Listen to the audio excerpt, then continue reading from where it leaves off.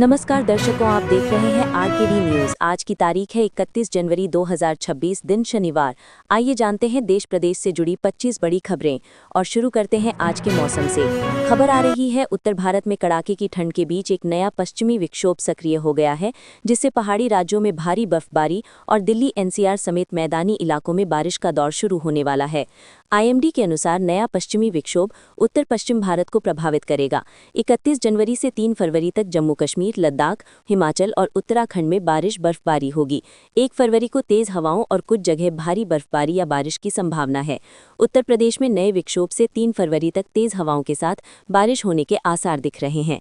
बांदा, चित्रकूट, कौशाम्बी, प्रयागराज, फतेहपुर, प्रतापगढ़, सोनभद्र, मिर्जापुर, चंदौली, वाराणसी, संत रविदास नगर, जौनपुर, देवरिया, गोरखपुर, संत कबीर नगर सहित कई जिले प्रभावित रहेंगे। विंग्स इंडिया 2026 में एचएएल हाल और रूस की यूएसी ने SD-100 रीजनल जेट को भारत में बनाने का समझौता किया। ये 95 से 103 सीट वाला छोटा मध्यम दूरी का विमान है। पहले कुछ विमान रूस से लीज पर आएंगे, उसके बाद भारत में उत्पादन शुरू होगा। इसे उड़ान स्कीम के तहत क्षेत्रीय हवाई कनेक्टिविटी बढ़ाने में इस्तेमाल किया जाएगा। आप देख रहे हैं आरकेडी न्यूज। चलिए अगली खबर है। यूपी सरकार ने मंत्रियों की फाइनेंशियल पावर बढ़ा दी है। अब मंत्री 50 करोड़ तक के प्रोजेक्ट्स को मंजूरी दे सकते हैं। पहले ये लिमिट सिर्फ 10 करोड़ तक थी। इसके अलावा 50 करोड़ से 150 करोड़ तक के प्रोजेक्ट्स की मंजूरी वित्त मंत्री देंगे। 150 करोड़ से अधिक की मंजूरी सीएम देंगे। उत्तर प्रदेश, आंगनबाड़ी कार्यकर्ताओं को बड़ी राहत। सरकार ने आंगनबाड़ी कार्यकर्ताओं को बड़ा तोहफा दिया है। अब उनका मानदेय हर महीने फिक्स तारीख पर मिलेगा। यूपी सरकार अब केंद्र के हिस्से का इंतजार नहीं करेगी और अपने बजट से समय पर भुगतान करेगी। इससे सैलरी में देरी की समस्या खत्म होगी। यूपी में निर्माण कार्यों में थर्ड पार्टी ऑडिट अनिवार्य। वित्त विभाग में online budget module, cyber treasury, paperless bill और डिजी लॉकर पर जीपीएफ स्लिप जैसी सुविधाएं लागू हो चुकी हैं। अप्रैल 2026 तक कोषागार पूरी तरह पेपरलेस हो जाएगा। वहीं निर्माण कार्यों की गुणवत्ता सुनिश्चित करने के लिए आईआईटी और एनआईटी जैसे संस्थानों से थर्ड पार्टी ऑडिट कराया जाएगा। सुप्रीम कोर्ट ने यूजीसी मामले में फिलहाल 2012 के नियमों को ही जारी रखने का आदेश दिया है। इस फैसले के बाद सियासी माहौल गर्मा गया है। विपक्ष का कहना है कि सरकार ऐसे फैसले ले रही थी जो समाज में विभाजन पैदा कर सकते थे, लेकिन सुप्रीम कोर्ट के हस्तक्षेप से स्थिति पर समय रहते रोक लग गई। बजट 2026 को लेकर मिल रहे सकारात्मक संदेश। खासतौर पर पेट्रोल डीजल की कीमतों में बड़ी राहत के संकेत सामने आ रहे हैं, जिससे पेट्रोल डीजल की कीमत घट सकती है, जिसका आम आदमी की जेब पर सीधा असर पड़ सकता है। 1 फरवरी को पास हो सकता है बजट। ऑस्ट्रेलिया के महान बल्लेबाज सर डॉन ब्रैडमैन की प्रसिद्ध बैगी ग्रीन कैप नीलामी में 4.22 करोड़ रुपए में बिकी। ये कैप पहले ब्रैडमैन द्वारा भारतीय खिलाड़ी सिरंगा वासुदेव सोहोनी को दी गई थी और अब इसे ऑस्ट्रेलिया के गुमनाम कलेक्टर ने खरीदा। इसे ब्रैडमैन ने 1947-48 में भारत के खिलाफ टेस्ट सीरीज में पहना था। भर्ती 2025 का विज्ञापन लोक सेवा आयोग यूपीपीएससी ने निकाला है। उसे इलाहाबाद हाईकोर्ट में चुनौती दी गई है। याचिकाकर्ताओं का कहना है कि गैर बीएड अभ्यर्थियों को नियुक्ति नहीं मिलनी चाहिए। उनका तर्क है कि एनसीटीई नियमों के अनुसार बीएड सिर्फ पसंदीदा नहीं, अनिवार्य योग्यता होनी चाहिए। हाईकोर्ट ने फिलहाल भर्ती प्रक्रिया जारी रखने की अनुमति दी है, लेकिन कोर्ट ने साफ कहा है कि जब तक मामला तय नहीं होता, गैर बीएड अभ्यर्थियों को नियुक्ति नहीं दी जाएगी।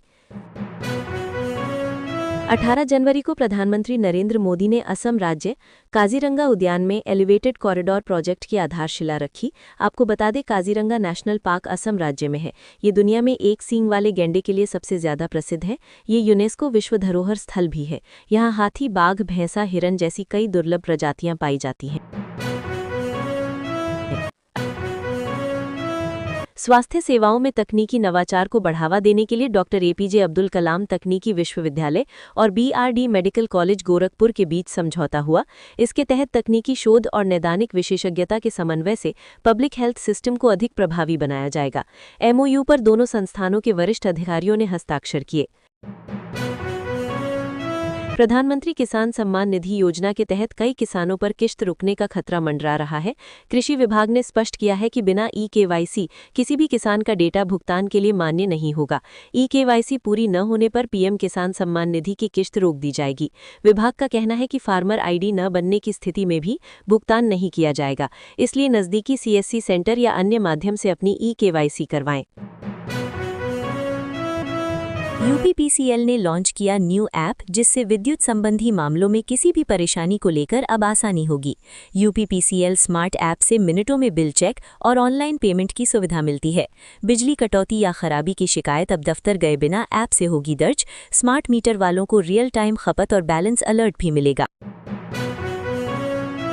लखनऊ पुलिस ने शहर में कानून व्यवस्था मजबूत करने के लिए ऑपरेशन पहचान अभियान चलाया है। इसके तहत शहर में लगभग 13,864 किराएदारों का पंजीकरण कराया गया है।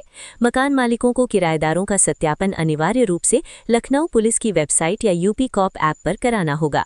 बिना पंजीकरण या सत्यापन के मकान किराए पर देने पर पुलिस कानूनी कार्रवाई भी कर सकती है। गाजीपुर। अगली खबर मिर्जापुर से आ रही। विंध्याचल से हरसिंहपुर तक गंगा नदी पर 800 मीटर लंबा पीपा पुल बनाया जाएगा। इस परियोजना के लिए 2 करोड़ रुपए का बजट पहले ही जारी कर दिया गया है। इस नए पुल से दर्शनार्थियों और स्थानीय लोगों को शास्त्री सेतु के चक्कर से बचने में मदद मिलेगी और समय और जाम की समस्या से राहत मिलेगी। प्रयागराज से पुल के लिए पीपा मंगाए जा चुके हैं और अगले 1 सप्ताह में निर्माण शुरू होने की उम्मीद। उत्तर प्रदेश के ग्रामीण युवाओं के लिए अब शहरों की ओर पलायन मजबूरी नहीं रहा। योगी सरकार की मुख्यमंत्री ग्रामोद्योग रोजगार योजना से युवा गांव में ही अपना कारोबार शुरू कर रही हैं। सरकार की आर्थिक मदद और आसान ऋण के कारण छोटे कारखाने और यूनिट्स लगाई जा रही हैं। काम बढ़ने पर युवाओं को मजदूर और कर्मचारी रखने पड़ रही हैं। इसी वजह से वे दूसरों को भी रोजगार दे रही हैं। 2025-26 में अब तक प्रदेश में 94 नई औद्योगिक इकाइयां शुरू हुईं, जिनमें करीब 648.63 लाख रुपए का निवेश हुआ है। इससे गांवों में रोजगार बढ़ा है और आत्मनिर्भरता मजबूत हुई है।